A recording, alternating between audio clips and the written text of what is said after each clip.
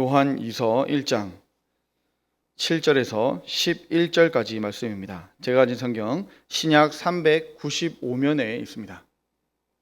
우리 한 절씩 교독하도록 하겠습니다. 미혹하는 자가 세상에 많이 나왔나니 이는 예수 그리스도께서 육체로 오심을 부인하는 자라. 이런 자가 미혹하는 자요 적 그리스도니.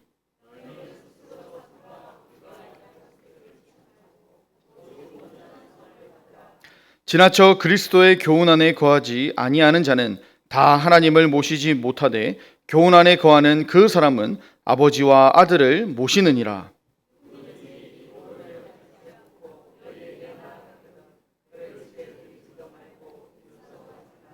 우리 함께 보시겠습니다. 그에게 인사하는 자는 그 악한 일에 참여하는 자임이라. 아멘. 제가 새벽 기도를 인도할 때마다 빠지지 않고 기도하는 것이 있죠. 우리를 불러주셔서 감사합니다 라는 기도입니다. 기도의 자리로 올 생각을 가지게 하고 실제로 기도의 자리까지 하나님께서 인도하셨음을 인정하는 신앙 고백적인 기도입니다. 사실 이것은 새벽 기도의 자리뿐만이 아니죠. 집에서 집 밖으로 나가는 모든 일에 다 적용되는 그런 기도입니다. 마찬가지로 우리가 지금 여기에 있는 것, 그리고 그것을 넘어서 우리가 지금 우리 교회에 다니는 것도 그렇습니다. 저는 어린 시절 복음을 듣고 믿음이 생긴 뒤에 교회가 너무나 좋았습니다. 교회 가면은 정말 다 있는 것 같았고 정말 그곳에 행복이 다 있는 것처럼 느껴졌습니다. 교회가 너무 좋기는 좋은데 교회가 문제가 있었습니다. 뭐냐면 매일매일 교회에 어떤 모임이 없었다는 겁니다. 교회는 너무 좋은데 교회 가면은 모임이 없어서 재미가 없었습니다. 주일은 예배로 모이지만 월요일에는 교회가 텅텅 빕니다. 화요일에도 비슷합니다. 그나마 수요일은 저녁 예배가 있지만 목요일에는 역시 또 조용해집니다. 그런 저에게 어떤 사람이 찾아왔어요. 그리고 그날이 평일이었는데 자기 교회에 가보자는 거였습니다. 교회라는 말에 아무 의심 없이 거리낌 없이 따라갔죠. 택시를 타고 어디 멋진 건물로 들어가는 거였습니다. 당시 제가 중3 혹은 고1 정도로 기억을 하는데요. 거기에는 제 또래의 친구들이 이미 와서 놀고 있었습니다. 공부하는 친구도 있었고 노는 친구도 있었고 또 그 친구들 외에도 식사하는 사람도 있었고 아무튼 꽤 많은 사람이 그 교회에 있었던 것을 보았습니다. 그리고 목사님인지는 제가 잘 모르겠지만 어떤 분이 나와서 이 성경에 대해서 막 어쩌고 저쩌고 막 이렇게 열심히 가르쳐 주셨어요. 거의 1시간을 가르쳐 주신 것 같아요. 그리고 저를 데리고 이 오신 분들이 다시 저를 집으로 데려다 주시면서 앞으로 자기 교회를 다니자는 겁니다. 택시비도 줄 테니까 오라는 거였어요. 매일매일 오라는 거였어요. 가고 싶지 않으세요? 저는 너무 가고 싶더라고요. 솔직히 제가 다니던 교회보다 이 교회가 너무 좋은 거예요. 친구도 많고 할 것도 많고 사람도 많고 성경도 가르쳐주고 얼마나 좋습니까? 그런데 가지 않았습니다. 이유는 단 한 가지였습니다. 택시를 타야 될 정도로 거리가 꽤 멀었기 때문입니다. 저는 어린 시절 연산동, 그것도 양정에 가까운 연산동에서 살았었는데 거기에는 광안리 쪽이었습니다. 나중에 커서 알고 보니 그곳은 광안리의 유명한 이단이었습니다. 지금은 이제 그 건물이 없어지고 그곳에 새로운 건물을 지었죠. 그래서 저는 그것을 기억할 때마다 늘 하나님께 감사드립니다. 하나님께서 바른 교회로 불러주시지 않으셨다면 제가 어디로 갈지, 어디에서 이 말 그대로 신앙생활을 할지, 종교생활을 할지 아무도 모르기 때문입니다. 여러분도 여기까지 잘 오셨습니다. 집에서 우리 샘물교회까지 오시는 이 길에 얼마나 많은 교회가 있습니까? 그리고 또 그 사이사이에 우리가 알게 모르게 이단들이 또 얼마나 많이 있겠습니까? 우리가 바른 교회, 특히 보수신학, 개혁주의 신학, 말씀 중심의 신학을 따르는 고신교단에 오신 것이 얼마나 큰 은혜인지 잘 모르시는 분들도 물론 있을 겁니다. 그러나 이것을 알게 될 때에는 하나님 앞에 크게 감사하시게 될 겁니다. 세상에 다른 사람도 많은데 얼마나 나를 사랑하셔서 이렇게 좋은 교회에 있게 하시는지 깨닫고 감사하실 날이 반드시 올 겁니다. 그런데 여러분, 반대로 하나님은 왜 이단을 허락하시는 걸까요? 왜 이단을 그대로 내버려 두시는 걸까요? 욥기도 읽어보면은 사탄이 욥을 시험하게 하나님은 허락하십니다. 그냥 내버려 두십니다. 왜 그렇게 하실까요? 우리는 그것을 다 알지를 못할 겁니다. 다만 여호와께서 온갖 것을 그 쓰임에 적당하게 지으셨나니 악인도 악한 날에 적당하게 하셨느니라 라는 잠언 16장 4절의 말씀과 같이 하나님께서 그들도 적절한 때에 적절하게 사용하실 것이라고 믿을 뿐입니다. 그래서 이단에 관하여 딱히 신경 쓰고 싶지는 않았습니다. 적당하게 거리만 유지하면 된다고 생각을 했습니다. 그러나 또 꼭 그렇지는 않죠. 실제로 어떤 이단들의 전도 대상은 바로 우리처럼 기존 교인들이라는 이야기들을 많이 들으셨을 겁니다. 사실 복음과 진리를 바르게 알면 넘어갈 이유가 하나도 없지만 그렇지 못한 현실이 참 우리의 마음을 아프게 만듭니다. 그래서 말씀이 더 필요한 우리라는 생각도 듭니다. 오늘 본문은 미혹하는 자를 경계하라는 사도 요한의 경고입니다. 다시 말해서 적그리스도를 경계할 것을 권면하고 있습니다. 당시 적그리스도라고 불리는 거짓 선생들이 있었습니다. 지금으로 쉽게 말하자면 이단들을 말하는 것이죠.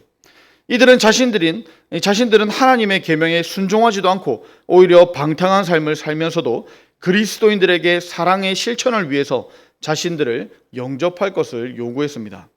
이렇게 요구할 수 있는 데는 이유가 있죠. 전통적으로 유대인들은 손님 접대를 이웃 사랑의 측면에서 큰 미덕으로 생각했고 그렇게 살아왔기 때문입니다. 그러한 유대인들의 전통은 초대교회 안에서도 그대로 반영되었습니다. 사실 신약 성경에서도 손님 대접에 대해서 여러 번 강조하고 있죠.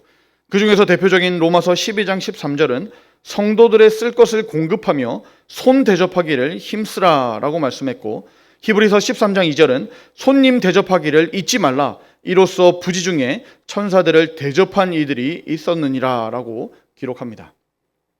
문제는 당시의 거짓 선생들은 초대교회의 이러한 아름다운 전통을 악용해서 자신들의 이기적이고도 사악한 목적을 이루려고 했다는 점입니다.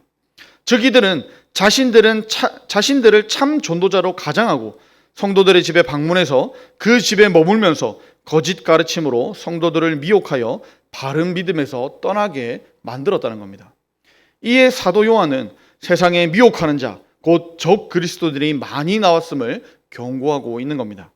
그리고 그들의 특징을 밝혀서 경계하는 것은 물론 그들과는 아예 상종하지 말라고 권면하는 겁니다.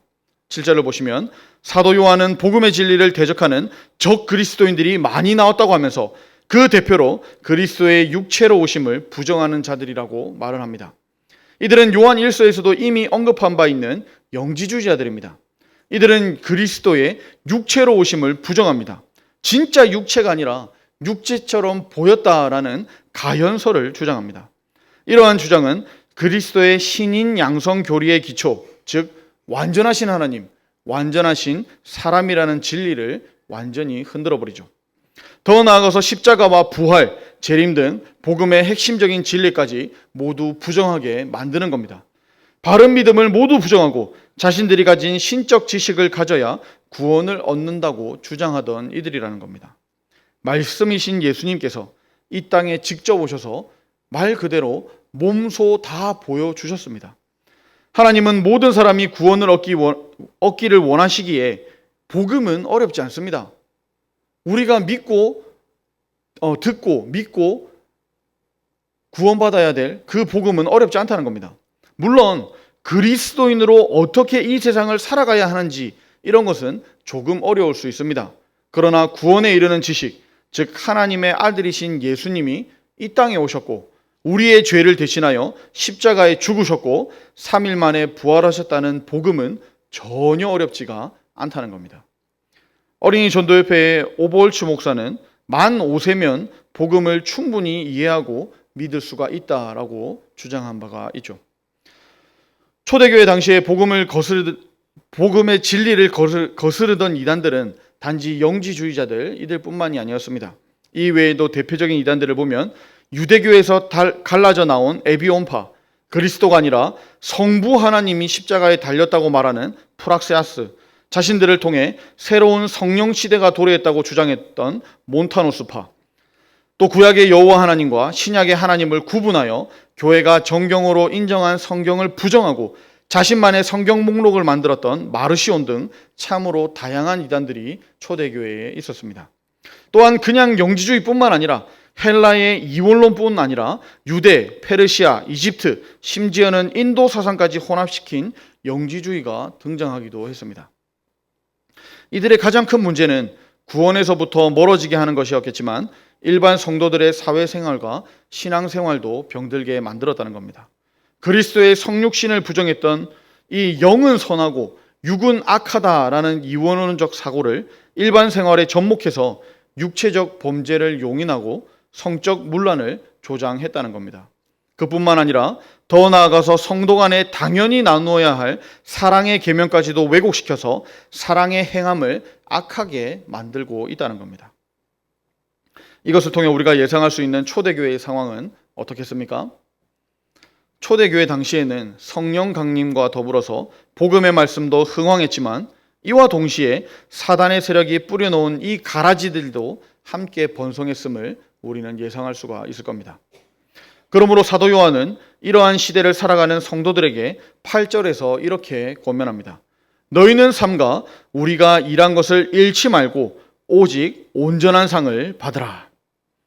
곧 아무 교리나 믿지 말고 오직 지혜로운 분별력을 통해서 진리를 가려냄으로써 이미 뿌려진 복음을 통해서 얻은 믿음과 구원을 잃지 않도록 하라는 말씀입니다. 그러나 우리는 경험적으로 잘 알고 있습니다. 우리가 경계해야 할 것은 성경 말씀을 제대로 알아서 이단의 거짓 주장에 대한 만반의 준비를 다 했다고 해서 완전히 안심할 수가 없다는 겁니다. 왜냐하면 사탄은 성도의 믿음과 구원을 빼앗기 위해서 이처럼 거짓 교사나 거짓 선지자를 통해서 공격해 오기도 하지만 때로는 물리적인 핍박이나 아니면 정반대로 세상의 쾌락 등을 통해서도 공격해 올 때가 많이 있기 때문입니다. 이러한 사실은 예수님께서 제자들에게 말씀하신 마태복음의 씨 뿌리는 비유가 잘 보여주고 있죠. 이 비유는 성도들이 순수하고 순결한 신앙을 지키는 것이 불가능하다라는 말씀은 아닙니다. 다만 우리가 경계를 늦추고 우리의 신앙이 안전하다고 마음을 놓고 있게 된다면 신앙의 오염물질이 침투해서 들어올지도 모른다는 것을 말해주고 있습니다. 한마디로 경계하지 않은 것이고 경계하라는 겁니다. 믿음과 구원이란 처음 시작하는 것도 중요하지만 이를 올바르게 지켜나가는 것은 더더욱 중요한 일임을 분명히 알아야 한다는 겁니다. 앞에서 잠깐 이야기했지만 그리스도인으로 이 세상을 어떻게 살아가야 하는가 하는 문제는 쉬운 문제가 아닙니다. 그러나 가다 아니가면 아니감만 못하다라는 말이 있듯이 중간에 믿음을 잃고 구원의 길을 벗어나는 것은 시작하지 않은 것만 못할 겁니다. 그러므로 우리는 받은 믿음과 받은 구원을 끝까지 지켜나가기 위해서 먼저 복음의 진리를 올바로 깨달음으로써 어떠한 이단의 공격에도 미혹되지 않는 바른 영적 분별력을 지녀야 합니다. 그뿐만 아니라 항상 성령으로 무장하고 깨어서 기도함으로써 그 어떤 핍박이나 유혹에도 흔들리지 않고 끝까지 복음의 진리를 수호하는 신앙의 견고한 성도들이 다 되어야 합니다.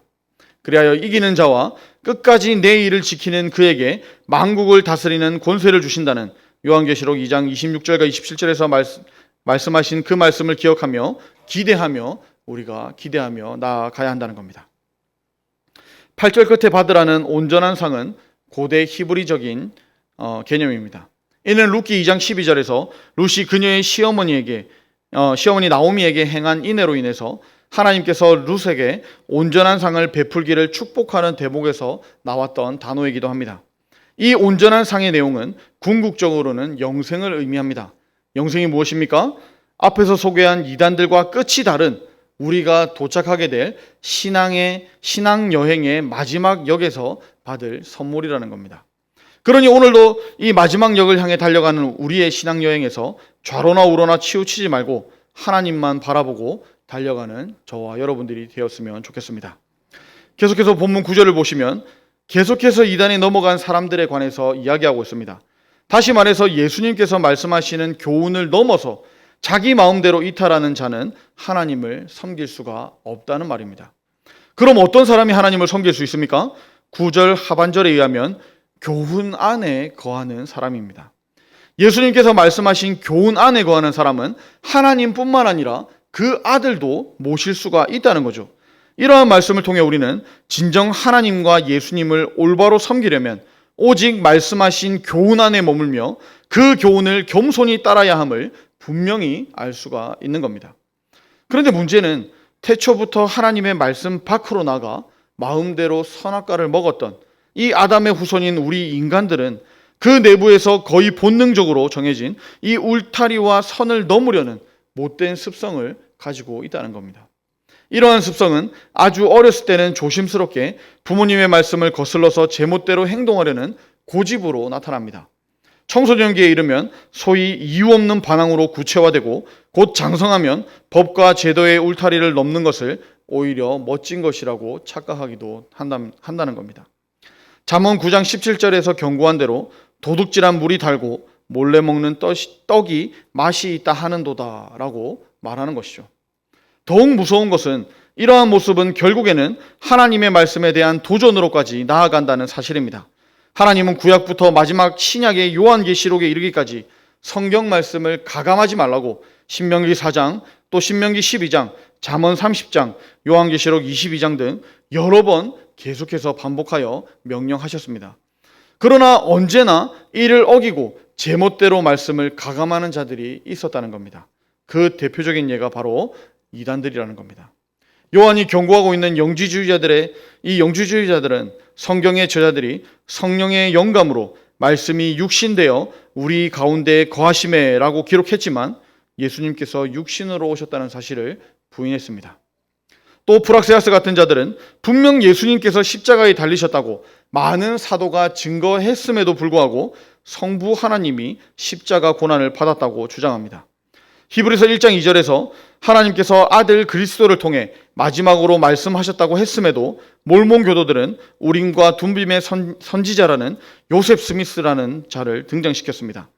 또 이름만 들어도 다 아는 어떤 큰 이단은 자신들의 경전을 가지고 성경의 진리를 마음대로 왜곡하면서 소위 피가름을 통한 구원론이라는 것으로 사람들을 미혹합니다.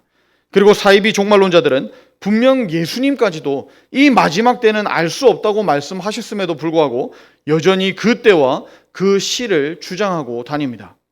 분명 오직 예수님만이 길이요 생명이요 그 외에는 어떤 구원의 길도 없다고 말씀하셨지만 예수 그리스도 외에도 구원의 길이 있다는 잘못된 주장을 하는 사람들이 오늘날에도 이 시대에도 여전히 있다는 겁니다. 이처럼 하나님의 말씀과 명령을 넘어 제멋대로 성경을 가감하는 것은 성령의 사역이 아닙니다. 더 심하게 이야기하면 사탄의 일이라고 할 수 있을 겁니다.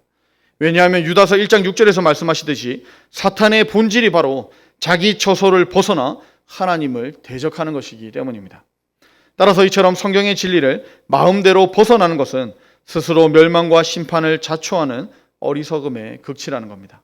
만일 우리가 진정으로 하나님을 섬기고 지혜롭게 살아가기를 원하신다면 오직 겸손한 마음으로 하나님이 정하신 말씀과 하나님이 주신 이 계시의 선 안에 머물러 있어야 한다는 겁니다. 계속해서 10절을 보시면 사도 요한은 더욱 강력하게 권면합니다. 다시 말해서 이단들은 집에 들이지도 말고 인사도 하지 말라는 권면입니다.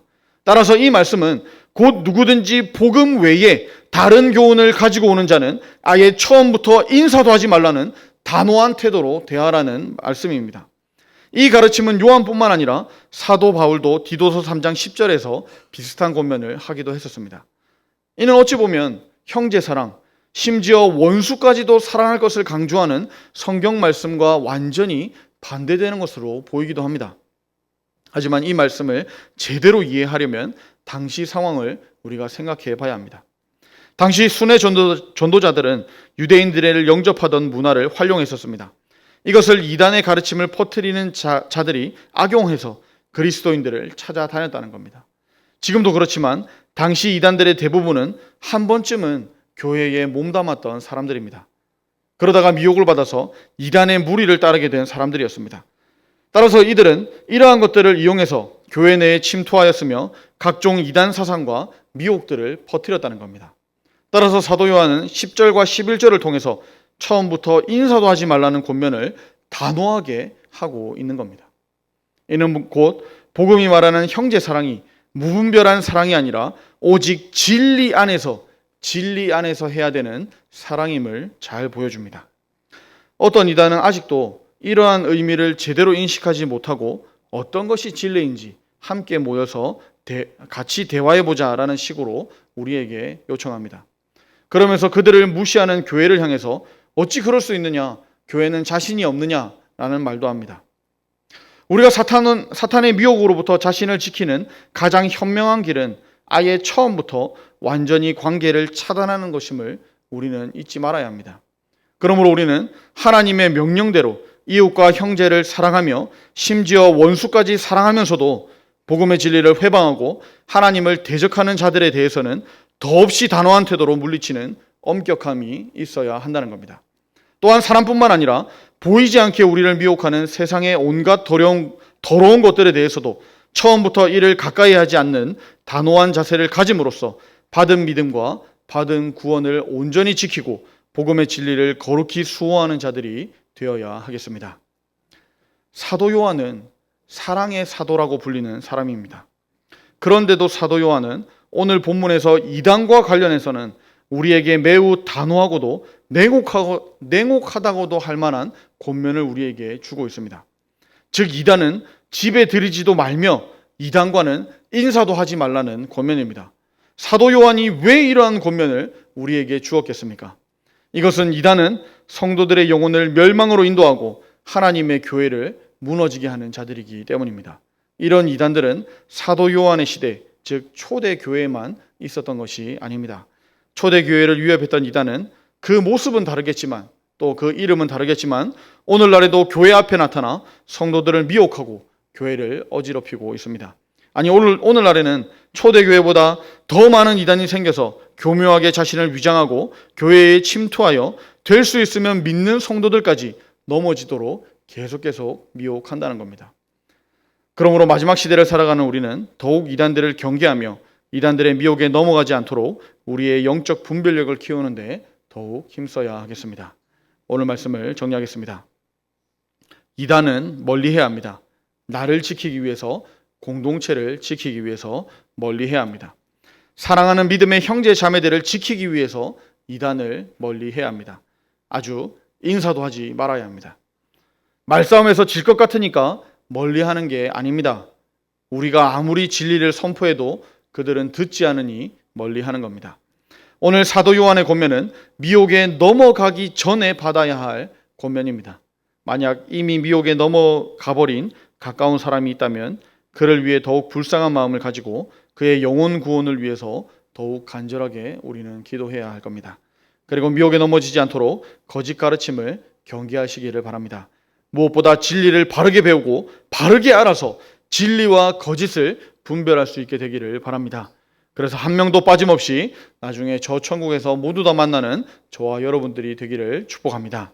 먼저 기도할 것은 하나님을 사랑하게 하옵소서 기도합시다. 하나님을 사랑하면 하나님의 계명들이 우리 눈에 들어올 겁니다. 하나님을 사랑하면 하나님의 뜻을 더 알고 싶어질 겁니다. 하나님을 사랑하면 하나님의 말씀을 더 가까이 하게 될 겁니다. 그러면 하나님이 아닌 것들이 자연스럽게 걸러지게 될 겁니다. 하나님 중심으로, 성경 중심으로, 교회 중심으로 믿음 생활을 하게 하옵소서 기도합시다. 하나님을 더욱 사랑하게 하여 주옵소서. 사랑하기를 원합니다. 이런 기도 제목들로 주여 한번 부르고 기도하도록 하겠습니다. 주여! 아버지 하나님 감사합니다. 우리를 사랑해 주시니 감사합니다. 아버지의 사랑에 비하면 우리가 하나님을 사랑하고는 있는지나 정말 그런 생각이 듭니다. 아버지, 정말 하나님께서 우리를 사랑하셨고 우리를 위해 몸 바쳐 십자가에 죽으셨다는 그것을 우리가 기억하며 우리도 정말 우리의 몸과 우리의 생명과 우리의 시간과 물질과 모든 것을 다 들여서 하나님을 사랑하는 자들 되게 하여 주시옵소서. 아버지, 그러나 그런 것들보다도 더 중요한 것, 하나님의 뜻을 찾고자 하는, 하나님과 더욱더 가까이 하고자 하는 그 마음을 우리에게 주시옵소서. 그래서 성경 말씀을 들어서 읽게 하여 주시고 성경 말씀을 통하여 하나님께서 우리를 얼마나 사랑하시는지, 또한 우리에 대한 계획이 어떻게 되시는지, 우리에게 원하시는 것은 무엇인지, 우리가 그리스도인으로 어떻게 살아야 되는지를 우리에게 교훈하여 주시는 것들, 우리에게 말씀해 주시는 그 사랑의 교훈들을 우리가 읽고 우리가 그것을 듣게 하여 주시옵소서. 또한 그것을 순종하며 살아갈 수 있도록 주님 도와주시옵소서. 하나님의 뜻을 구하길 원합니다. 어떠한 상황 가운데서도 하나님의 뜻을 찾고 구하라. 인도하며 하나님이 동행하시고 하나님이 나를 보고 계시고 나를 지켜주신다는 사실을 우리가 성경을 통해서 알며 아버지 그것을 믿는 믿음으로 살아가는 저희들 되게 하여 주시옵소서. 더욱더 하나님을 사랑하길 원합니다. 아버지 내가 이 세상에서 살아가면서 더 필요한 것들, 더 좋아하는 것들, 그런 것들을 다 내려놓고 하나님을 더 사랑하길 원합니다. 우리 마음 가운데 사랑의 마음을 재창조해 주시고 더욱더 크게 만들어 주시고 하나님을 찾고 하나님과 동행함이 내 삶의 기쁨이 될 수 있도록 도와주시옵소서. 그래서 하나님 외의 것들, 하나님과 멀어지게 하는 것들, 그런 것들로부터 멀어지는 우리가 되게 하여 주시옵소서. 하나님으로 한 걸음 한 걸음 더 가까이 다가가는 그런 삶을 살게 하여 주시고 세상으로부터 정말 유혹하는 것들로부터 미혹하는 것들로부터 아버지 우리를 붙잡는 이 모든 것들로부터 한 걸음 한 걸음 멀어지는 그런 우리의 신앙생활 될 수 있도록 도와주시옵소서. 그런 가운데 하나님을 더욱더 사랑하는 마음, 하나님을 사랑하는 저희들 되게 하여 주시옵소서. 우리 두 번째로 기도할 것은 잘 분별하게 하소서 기도합시다. 우리가 아무리 하나님을 공부하고 배운다고 해도 우리는 하나님을 다 알 수가 없습니다. 성경에서 하나님을 만났던 사람들 중에 믿음에서 탈락한 사람들을 많이 보았습니다. 그러니 우리도 우리의 믿음을 자신할 수 없습니다. 사도 바울도 두렵고 떨림으로 구원을 이루어가라고 권면합니다. 우리가 사는 이 시대에는 이단과 사이비 그리고 세상에서도 우리를 미혹하고 유혹합니다. 절대 선도 없고 절대 악도 없고 오직 자기 자신만 옳다며 하나님을 멀리하게 만드는 시대입니다. 이 땅에 사는 우리도 여기에서 자유할 수가 없습니다. 그러니 기도합시다. 우리가 잘 분별하게 하소서 기도합시다. 마음의 기준과 뜻을 세우고 믿음으로 살게 하옵소서. 우리 이런 기도 제목들로 주여 한번 부르고 기도하도록 하겠습니다. 주여!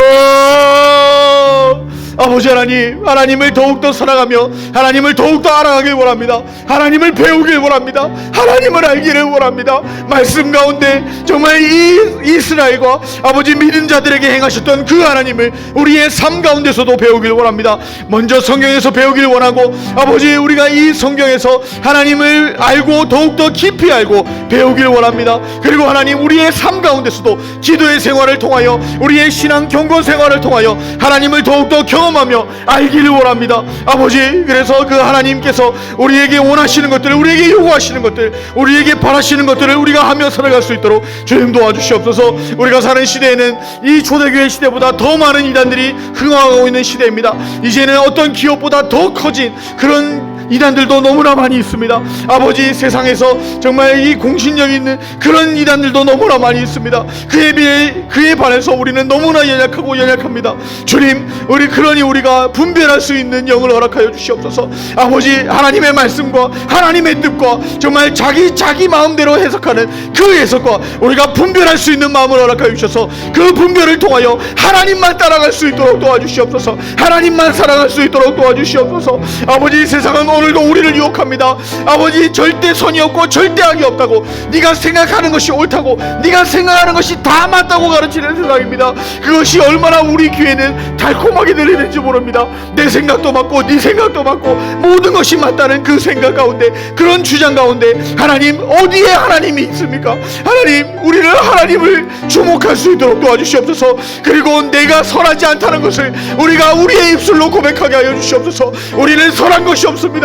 우리는 잘하는 것이 없습니다. 선하신 분은 오직 하나님 한 분밖에 없사오니 선하신 하나님 앞에 무릎을 꿇고 오늘도 하나님의 선하신 뜻을 찾는 저희들 되게 하여 주시옵소서. 그래서 하나님 우리가 받은 이 믿음, 우리가 받은 이 구원을 끝까지 잘 지키고 나아갈 수 있도록 도와주시옵소서. 아버지 우리가 영적으로 분별하여서 하나님을 분별할 수 있도록, 하나님을 발견할 수 있도록, 하나님을 알아챌 수 있도록 우리가 영적으로 늘 깨어 있을 수 있도록 도와주시옵소서. 우리 기도하는 가운데, 하나님을 찾는 가운데 하나님 우리를 만나주시고 우리를 찾아와 주시옵소서. 우리가 처음 하나님을 만났던 그때처럼, 우리가 처음 복음을 믿고 우리를 마음 가운데 받아들였던 것처럼 우리가 기도할 때마다, 우리가 하나님을 찾을 때마다 하나님 우리에게 찾아와 주셔서 다시 한번 우리를 만나주시고 다시 한번 우리의 상한 심령을 어루만져 주시고 우리가 다시 한번 회복되게 하여 주시고 우리가 그리스도의 장성한 분량까지 성장해 나갈 수 있도록 우리를 붙잡아 주시옵소서. 아버지 하나님을 더욱더 사랑하길 원합니다. 이 세상이 아니라, 나의 취미가 아니라, 내가 좋아하는 그 어떤 것보다 하나님을 사랑하길 원합니다. 다시 한번 하나님의 말씀 앞에 돌아가게 하여 주시고 다시 한번 하나님을 주목하는 저희가 되게 하여 주시옵소서. 우리 주보의 기도 제목으로 기도하겠습니다. 새 가족과 새 친구 정착과 섬김을 위해서, 중보기도팀과 토요 전도를 위해서, 또한 반년 동안 지켜주신 하나님의 은혜와 감사를 위해서 우리 주여 한번 부르고 기도하도록 하겠습니다. 주여, 아버지 하나님 감사합니다. 우리 교회를 기억하여 주시고 우리 교회를 이 시대에 또한 이 지역의 구원의 방주로 삼아주시니 감사를 드립니다. 아버지, 우리 교회에 오는 모든 사람들, 아버지 그들이 복음으로 변화될 수 있도록 도와주시옵소서. 아버지 정말 교회에 와서 하나님을 만날 수 있도록 도와주시옵소서. 사람을 보고 실망하는 것이 아니라 하나님을 보고 소망을 품게 하여 주시옵소서. 아버지, 교회를 보고 교회에 연약한 부분들이 있다면 오히려 감사하며 저 천국을 소망하게 하여 주시옵소서.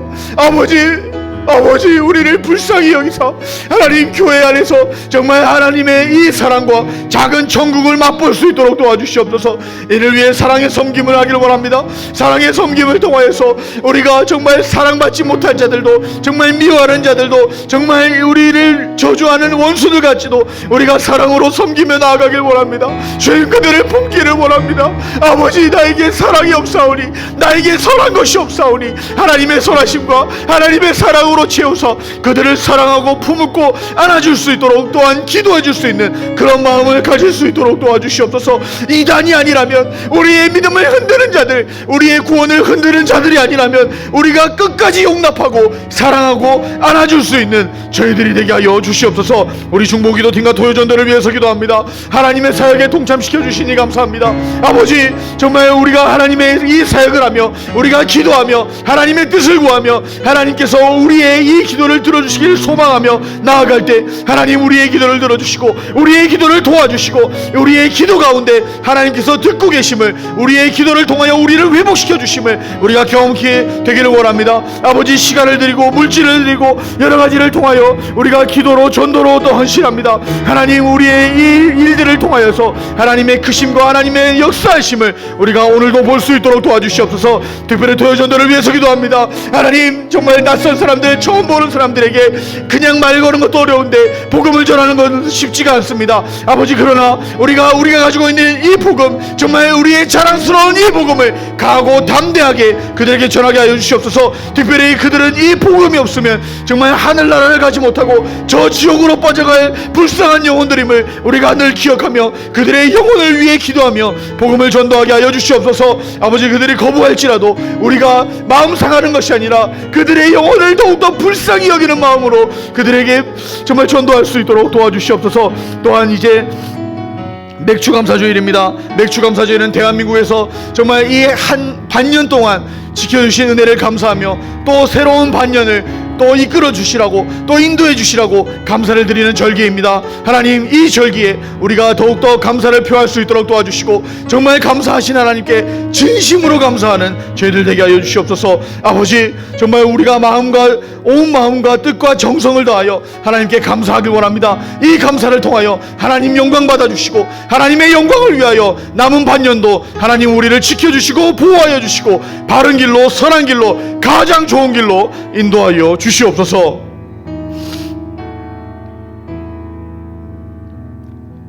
아버지 하나님, 감사와 찬양을 올려드립니다.